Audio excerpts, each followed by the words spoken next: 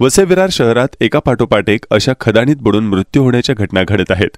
वसई पूर्वेच्या नवजीवन या ठिकाणी 2 मुलांचा खदानीत बुडून मृत्यू झाला।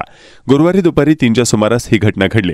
नसीम रियाज अहमद चौधरी वय वर्ष 13, सोपान सुनील चव्हाण वय वर्ष 14 अशी मृत्यू झालेल्या मुलांची नावे आहेत। वसई पूर्वेच्या नवजीवन परिसरात खदानी आहेत। पावसाळा असल्याने या खदानी पाण्याने भरून गेल्या आहेत। गुरुवारी दुपारी गांगडीपाडा या ठिकाणी राहणाऱ्या 4 ते 5 जणांचा ग्रुप अंघोळीसाठी खदानीत गेले होते। अंघोळ करताना नसीम आणि सोपान या दोघांना पाण्याचा अंदाज न आल्याने ते खदानीत बुडाले। याची माहिती आजूबाजूला राहणाऱ्या नागरिकांना मिळताच मुलांना बाहेर काढून त्यांना रेंज नाका येथील प्लॅटिनियम रुग्णालयात उपचारासाठी दाखल केलं होतं। नाकातोंडात पाणी गेल्याने डॉक्टरांनी त्यांना मृत घोषित केला। या प्रकरणी वालीव पोलीस ठाण्यात अपघाती मृत्यूची नोंद झाली आहे।